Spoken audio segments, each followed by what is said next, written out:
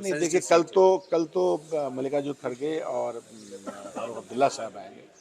मल्लिकार्जुन खड़गे का अपने अपने तजुर्बात हैं, अपने मुशाहदात हैं, और पूरे मुल्क में जो सूरत हाल बनी है, बनाई गई है भारतीय जनता पार्टी के ज़रिए, उसके बारे में उनके बयानात भी आएंगे, और जम्मू कश्मीर के ताल्लुक़ से भी। मैं पिछले 4 दिनों से यहाँ हूँ और मुख्तलिफ़ जगहों पे गया हूँ, हलकों में गया हूँ।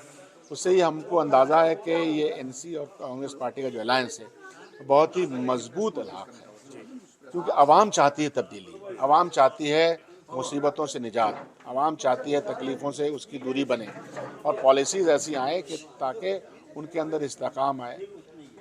वो सारी चीज़ें मैं दीवार पे जो तहरीर है उसको पढ़ पा रहा हूँ, और उससे मुझे लगता है कि अनंतनाग की सीटें भी हैं, और ये अलायंस की सियासत हो रही है। तो हमारी कोशिश है कि हम अलायंस बड़े पैमाने पे, आज के दिन में कांग्रेस पार्टी, एनसी सब एक हैं, मिल करके सीटों को जुटाएं ताकि अपनी हम एक मजबूत सरकार बना सकें।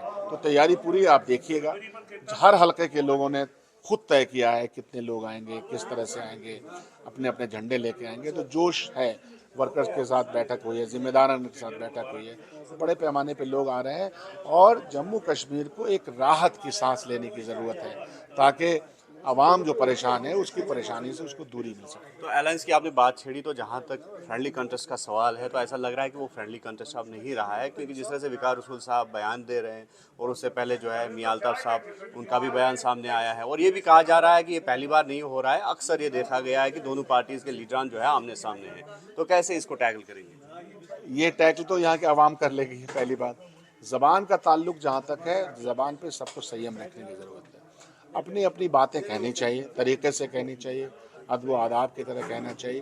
कांग्रेस पार्टी ने भी जो भी कैंडिडेट उनके लड़ रहे हैं, अगर उनके सामने मुकाबले में कोई कैंडिडेट नहीं, तो ये इस चुनाव में कोई कड़वापन नहीं लाना है। हम प्यार मोहब्बत से, जम्मू कश्मीर प्यार मोहब्बत वाली जगह है, और कांग्रेस पार्टी तो मोहब्बत की दुकान खोलने में हम माहिर हैं। तो इसलिए वो कड़वाहट नहीं होनी चाहिए। हम लोग उसकी कोशिश करें कड़वाहट जल्द से जल्द खत्म हो जाए।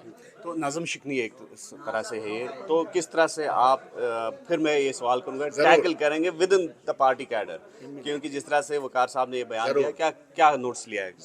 उनसे भी बात की गई है, उनसे कहा गया है, ओपनली कहा गया है कि ज़बान पे संयम रखें। सिर्फ इलेक्शन नहीं है, इलेक्शन के बाद भी ज़िंदगी होती है, और आवाम भी ये चाहती है कि जिसको भी हम वोट करें उसके अंदर वो तजुर्बा भी हो।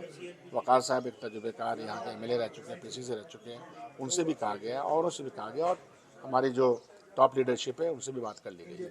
तो राहुल जी आते हैं, डूरू जाते हैं, तो वहाँ ऐसा लग रहा है कि रेस में है मीर साहब। तो अनंतनाग की अगर हम बात करेंगे, जिस तरह से डिफरेंट माहौल है यहाँ का, जो असेसमेंट है, इजी नहीं है कांग्रेस के लिए सीट निकालना, क्योंकि मुकाबले में काफ़ी कदावर कैंडिडेट्स है, डॉक्टर महबूब बेग साहब है, पीर मंसूर है, हिलाल शाह साहब है, जिन्होंने एक बेस यहाँ खड़ी की है।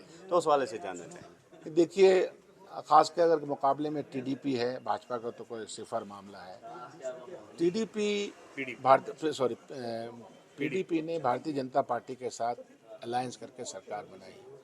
उनके ज़माने में जो कुछ हुआ हम लोगों ने देखा है।